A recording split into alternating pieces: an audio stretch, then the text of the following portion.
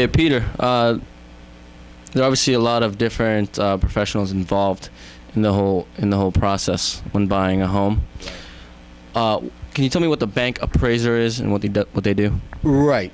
Once a property is under agreement and the financing has been put in place, the people buying, the buyer has the approved financing, the seller's made aware of that, then the bank or the mortgage company will send out their appraiser.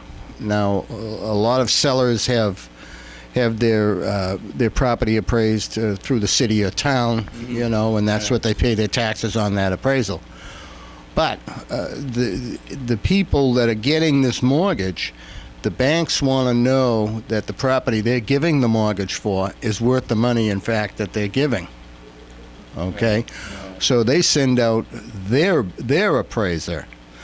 And it's their appraiser's job to report back to the bank that, in fact, the property that is being sold is worth it, and they'll put together a report to the bank stating what other properties in that general neighborhood have sold for, and that have the same status as this property.